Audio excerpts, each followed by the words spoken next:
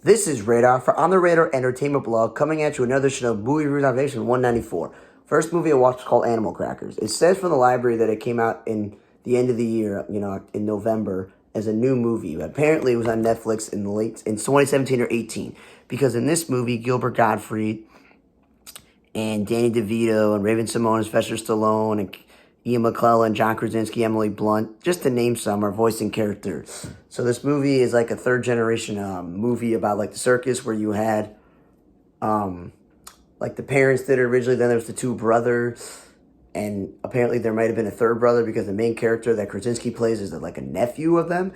And if he's like a nephew, but he's not the brother, the nice brother, who's, and he's not the other brother voiced by Ian McKellen, then where the heck happened to him?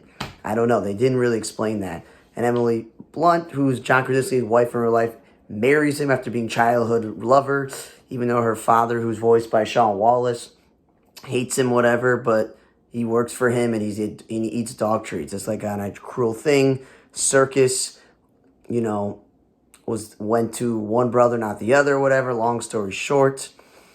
And he's married, he has kids, so it's like moved on to another generation of people, and life's going on. And Dan DeVito's playing a fat, short clown, which I thought was funny. Gilbert Gottfried was playing a daredevil who's like a henchman. Sylvester Stallone was like the dude who you shoot out of cannons, was pretty interesting. They had a lot of other acts. I thought it was interesting. The whole movie was about like friendship and family and fighting for what's right, and they're trying to save the circus. That's really what it is.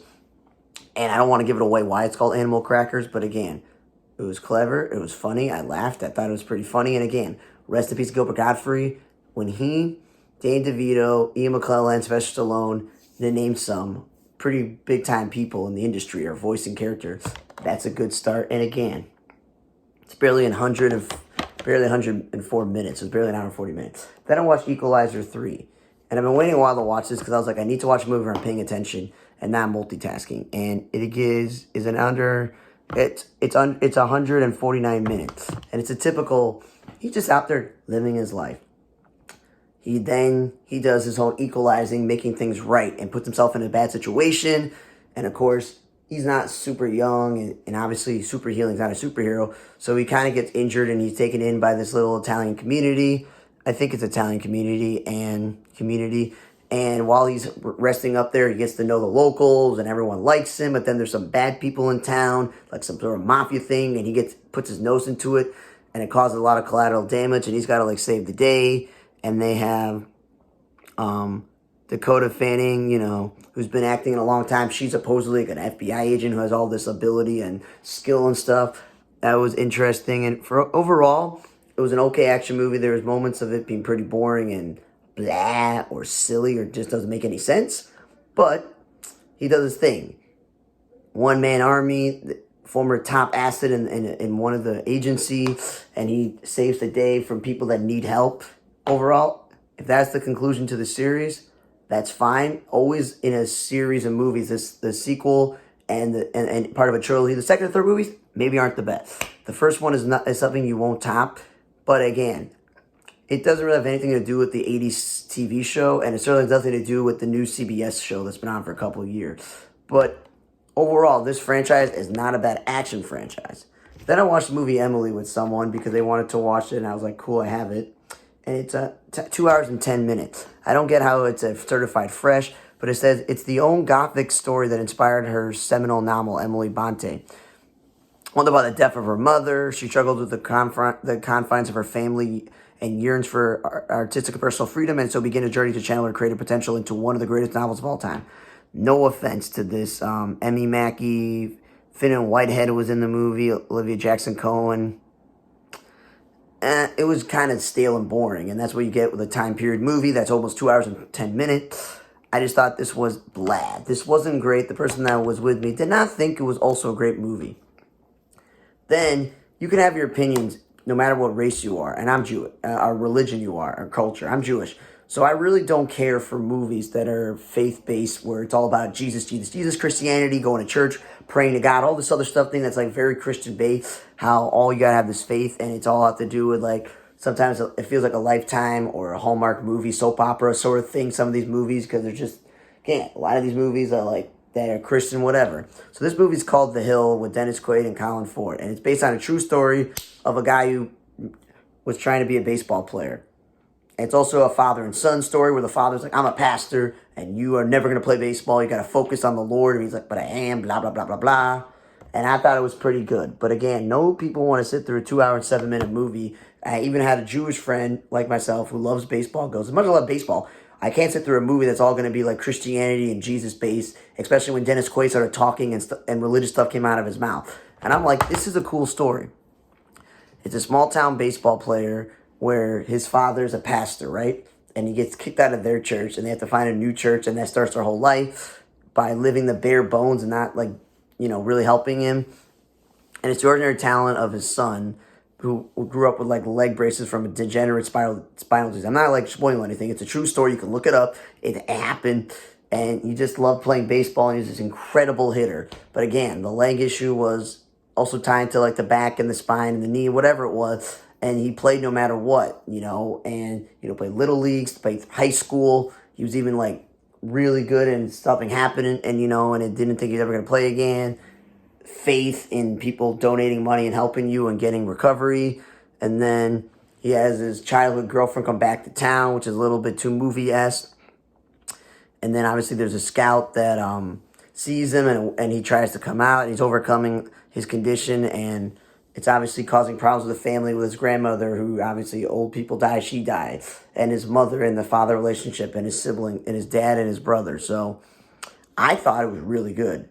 But again, I'm a weirdo who loves baseball, so I watch every baseball movie and pretty much every sports movie. But who doesn't like Dennis Quaid? They always saw Wrath of Becky, and it looked like they'd make a sequel, and they're like, you know what? Not bad. It doesn't make sense to recruit her, but, Sean William Scott was like the nobleman, so I think this is there's a lot of like backstory you have to figure out, that she like dealt with parents dying and she had to kill people, and she's been in the foster system, and she now is a cushy thing where she rents a room from an old lady and works the job. I would love that. If I were in my 20s and I just worked a simple job and I rented a room from someone in a house, it was a great relationship and things were good and I was saving money and I was living the life. But then someone, because she's just like this little brat and she's not like this good girl, she does something to piss the wrong people off, and they come in and they take her dog and they kill the lady, and she has to go get revenge on the nobleman, and it's supposedly Sean William Scott and a bunch of these actors who have seen at least one of them in all those straight to DVD Bruce Willis movies, right? So, barely 80 minutes. I thought it was pretty cool. Not somewhat believable that she can do all this, but that's the point. She's not like believable, but she still can pull this all off. That she works with like the CIA or FBI, so I thought it was pretty cool. But it wasn't bad. Then I watched Sisu. And I kind of fell asleep because I was tired, but not because it was a bad movie. This was literally during World War II. The Nazis were just blowing up Finland and just saying, screw it, we're not going to win, so we're just going to keep destroying everything. They see this guy, they take his gold, and they hurt his dog, and he goes after them and stuff. And there's no direct translation for the Finnish word Sisu, but the legendary ex-commander will embody what it means: a white-knuckle form of courage and a magical determination, a lack of rolling odds, and his one-man death squad will go to outrageous lengths to get his gold back. He means killing every Nazi in his path. So he basically got this past of he killed so many Russians, and they messed with the wrong Finnish guy, and he's just going to destroy all these Nazis. So it's a movie about a Finnish dude who is a one-man wrecking crew of killing all these Russians, taking all these Germans because they took his money and attacked his dog. And again, barely 90 minutes, and there's not a lot of talking, just a straight-up action in this movie. And I liked it. It was pretty good, just straight to the point, like, you took my gold, you're screwing my life up, let me attack you. Not bad. Then I watched All Quiet on the Western Front, a film by Edward Berger, where they said winner of 4 Oscars and winner of 7 BAFTA, Best International Film, Best Cinematography, Original Score and Production Design, Best Film Director, and it's all on Netflix. Originally came out with it. And again, it's 2 hours and 27 minutes. With credits, and they give you some factual information. So it's a World War I movie where you got these Paul and his friends, and it's literally hard to tell who's his friend, who gets killed, who doesn't, but it's all filmed like, man, how futile the German efforts were in World War I, where you got the trenches, and then they keep getting new people and cleaning up the uniform, and the whole movie is just about like Paul and his friends just on the line and going through 2+ hours of being in the army and stuff. So it was okay. It's obviously based on the bestseller as well, and they made this, and it's a remake of a movie that was the movie we made before. But again, winning awards for cinematography, score, and production. It was very well aesthetically pleasing and nice. It wasn't horrible, but it was nice. I enjoyed it. It was kind of boring. It's something you kind of put on in the background and you kind of watch, because even if it's dubbed, like I said, it's in English, French, and German, so you can watch in those three languages. You don't really got to pay attention to the subtitle, because there is some lull moments and there's also some action moments. But overall, it was average. I don't think it was this amazing movie. I thought it was average. I literally think that the best movie I watched this week was the cartoon Animal Cracker, because it's a kid's movie with great voice cast. I think the baseball movie, even though it was 2 hours plus and it was Christian Bale, was the second best movie I watched this week. And then I feel like it's a tie between Sisu and Wrath of Becky for the short action movie of like one person wrecking crew. It's a young woman and an old man. And then, speaking of old men, Equalizer was probably, along with All Quiet on the Western Front, like again, average to maybe above average movies. And the fact that out of 7 movies, only Emily, which was a waste of 2 hours and 10 minutes, was the worst movie I watched. So not a bad week when you got three, 4 really good movies, 2 average movies, and 1 bad movie. But again, thank you for listening to another Chanel movie review observation number 194. For On the Red Table Blog, I'm Radar. See you guys next time.